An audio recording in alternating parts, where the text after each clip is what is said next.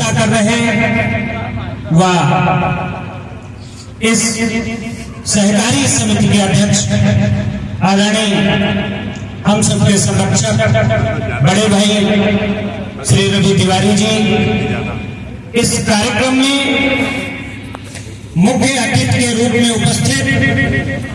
143 विधानसभा कस्ता के लोकप्रिय विधायक माननीय सौरभ सिंह सोनू जी, मंच पर उपस्थित विकासखंड मितौली के पूर्व प्रमुख आदरणीय राजीव भैया जी, विकासखंड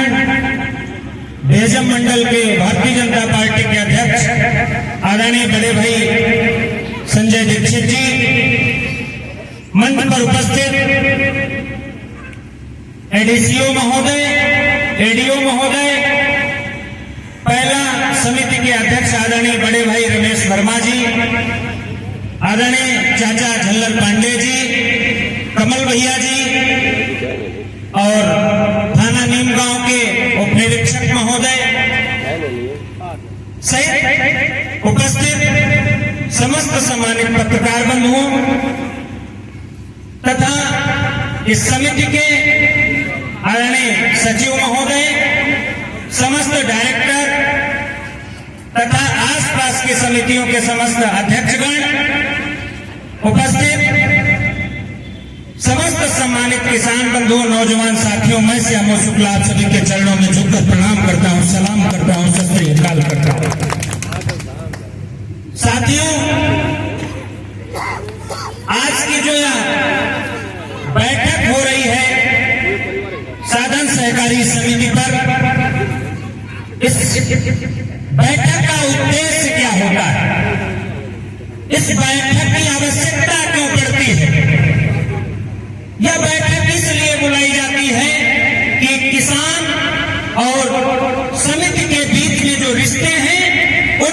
रिश्तों में एक तो मधुरता है, दूसरे 1 वर्ष में आपकी समिति ने क्या प्रगति की है, क्या उन्नति की है, किसानों के विकास के लिए क्या बेहतर व्यवस्था की है, सरकार के द्वारा समिति के माध्यम से किसानों तक पहुंचने वाली योजनाओं को किस तरह से समिति के संचालक गणों के द्वारा प्रत्येक किसानों के बीच में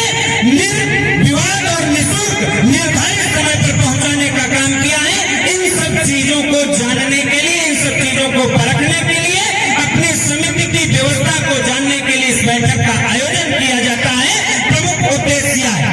जहां तक कृषि प्रधान देश भारत में अगर बात की जाए समितियों की, तो किसानों के क्रय और विक्रय, किसानों के क्रय और विक्रय का सबसे बड़ा साधन सहकारी समिति है। यह समिति आज का विषय नहीं है,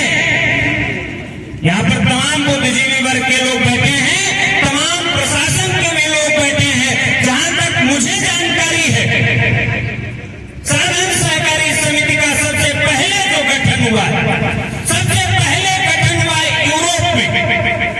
सबसे पहले यूरोप में गठन किया गया। फिर ब्रिटिश हुकूमत में 1879 से लगा करके 1884 तक किसानों की व्यवस्था में सुधार आए। किसान सूदखोरों से कैसे बचे, किसान महाजनों के चंगुल से कैसे बचे, किसानों की जरूरतें कैसे पूरी हो सके, उसके सुधार के लिए 1879 से लगा करके 1884 तक ब्रिटिश हुकूमत में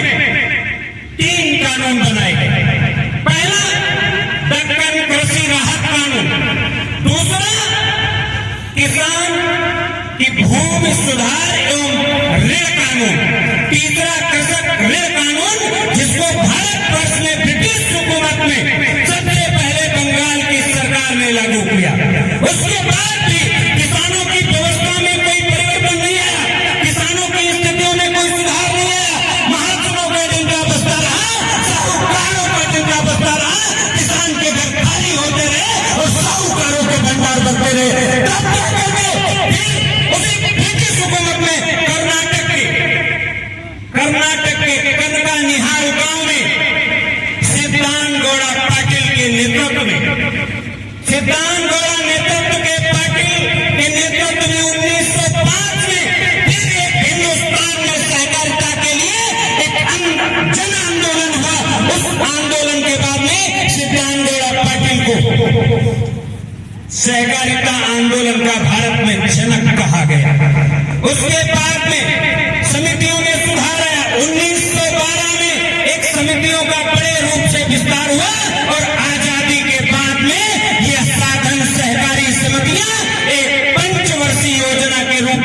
तब्दील हो गई और किसानों को विभिन्न प्रकार से सुविधाएं मिलती थी।